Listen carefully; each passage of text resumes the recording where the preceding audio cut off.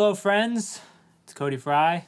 Today we're going to break down my song Underground and the prelude called Caves that is the instrumental introduction to Underground on symphony sessions. Underground is a song about a guy who wakes up in what turns out to be a subway tunnel. It is obviously a metaphor. People ask me all the time, like, what does it mean? I'm just like, I don't know, you get to decide. But before we jump into Underground, I wanted to talk a little bit about Caves. Caves is the sort of instrumental prelude that happens prior to Underground, and I wanted it to sort of feel like you are in the dark and then you emerge into this like immense cavern space, and so the arrangement sort of just kind of grows and grows and you kind of feel the weight of the rock around you, you know. One of the things that I think is interesting about Caves is that the main melody is built around a tritone chord progression. So what I mean by that is that we're here in the key of F, and the chord changes to go from F to B. That's like as far away as you can get in the 12-tone scale. And so I just think it's really interesting that you can create a melody that is built out of chords that should be so dissonant, and yet it really works. I found that a lot of times when people are writing, you know, pop songs and stuff, they come up with the chord progression and they get a beat and they're kind of like, all right, let's write on top of this chord progression. I like the way this feels or whatever. But when you're trying to write chromaticism, I've found that actually it helps to let the melody dictate where the chord changes are going to go. And so you have this melody, right? And that just says, yeah, it should be a tritone chord, right? So, right? Then to the flat 3. Then we're on a 5 minor. To the 6 chord, but with a leading relationship. So you get that nice sharp 11. And then going on, you go to this G pedal, right? And this, the horns kind of take over, and all they're doing is playing major chords. So it's just major chords. But when you put them over that pedal and move them in sort of an interesting way, you get that sort of Star Wars sort of feeling, especially when it's played by brass. It's way more simple than it sounds, just major chords. So let's jump over to the logic file. And the logic files are kind of where I sketch out the arrangements, sometimes before I go into finale, sometimes afterward. In this case, I went to logic first and sort of got the arrangement together and got it feeling the way I wanted it prior to going into finale. So here's what that sounds like. This is using all virtual instruments.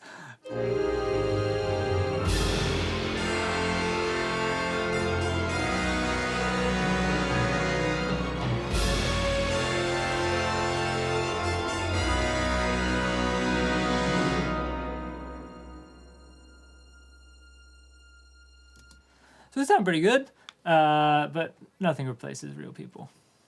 So there are a couple things that made it into the final. Actually, really only one thing that made it into the final, which is these StrikeForce drums and the toms, because if we had tried to record these live in the room, it would have just blown up all the mics and it would have been impossible to mix. And honestly, it would have taken a lot of time to get them to sound right. And so I just used this plugin. It's called StrikeForce, and it has these amazing drums. And so here's what they sound like.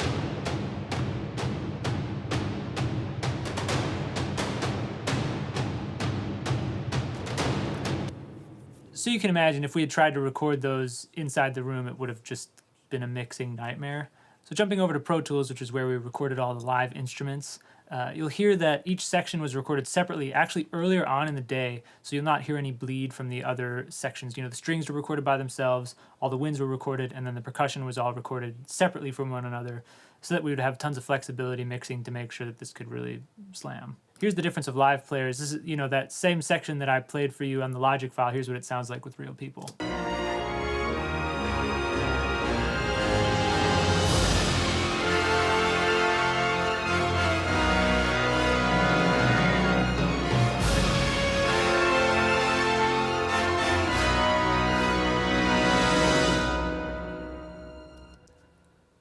It's pretty epic. So jumping into the actual song Underground, the first piece of orchestration happens during the first chorus, which is when I say in the lyric, I say, and I heard, and then I make the woo.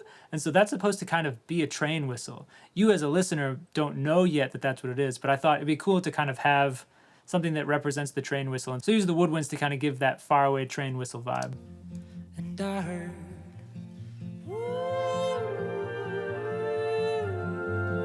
And then you get the strings coming in, concertino. I can see you now. It's just like somebody hugging you. I'll find my way underground. Such a beautiful sound. Concertino strings. Concertino strings. I don't know if I'm saying that right.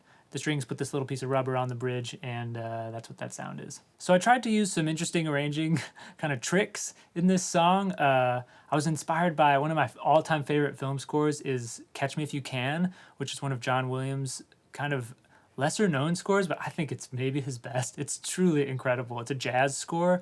In the main titles, he uses the orchestra to kind of like do snaps and say, shh. Like, and it's so effective. You should look up the main titles from Catch Me If You Can so you can hear this. But I thought it'd be cool, like, to kind of use some of those textures, right? And so on the second verse where the lyric says, from far away, whispered a breeze, I had the brass section make wind noises. And you'll hear that.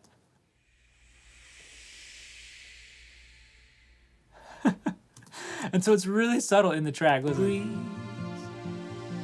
Telling me to move along, there's nothing. But if this chart was ever played live, you would get that live, and it would sort of feel like this weird magic trick, like, what was that? Like, what was that breeze? Because you're not used to orchestras making that sound. And so I thought it'd be fun to include it. And this is what that looks like in the finale parts. I just wrote it in for the brass section, and actually the timpani guy did it as well. But it just says, spoken, imitate wind, these weird note heads, pianissimo, crescendo, just give me a little bit of wind noise. Another thing I like in that second verse is the first half of the verse is, just lush string pads. But then the second half is when you get the main character of the song finally takes a step, right? So I wanted to have a little bit of a shift. So you get a suspended cymbal roll that kind of gives a little bit of momentum right there. And then you have some of the woodwinds, the flutes and clarinets come in with sort of these like dancing eighth notes and 16th notes that sort of like play off of one another and give it like some momentum and just more texture on top of the lush string pads. So you get a little bit of motion. It's subtle, it's not over the top. Here's what that sounds like. Good breath and took a step.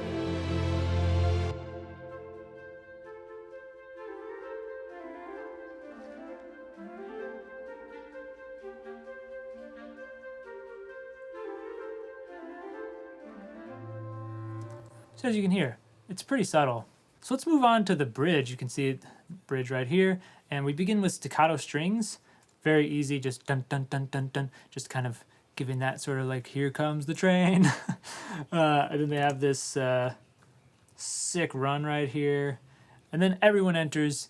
You get the French horns come in with a quote from Caves, right? The so you get that first. And then you have this nice interplay between this weird sort of atonal chromatic thing that the strings do.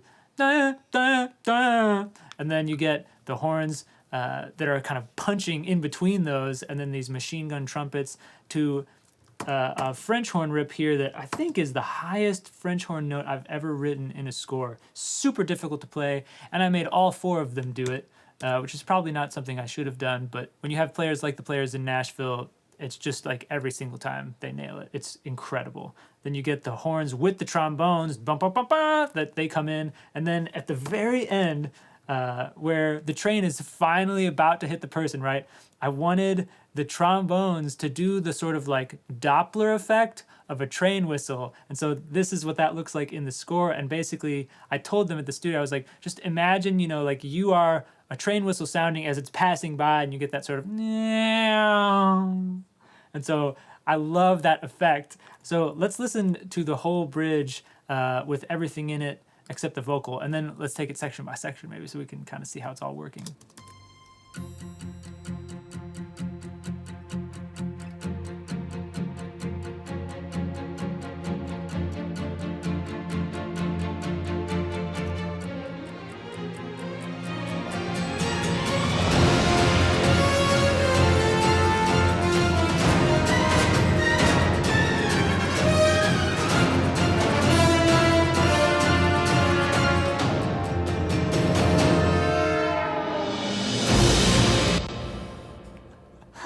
love that trombone thing.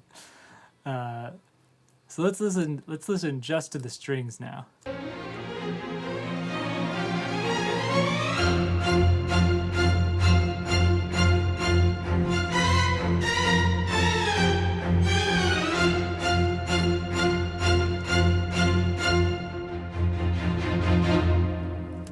Let's listen to all the winds. This is the brass and woodwinds together. We recorded them all at once.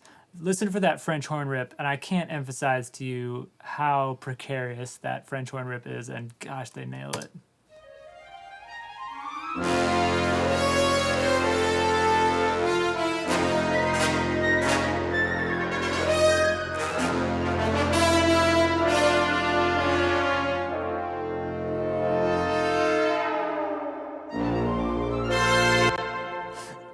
You know, from that point, let's just listen all the way out. Let's do just the orchestra, no vocal, no guitar, so you can really hear what's going on in the orchestration.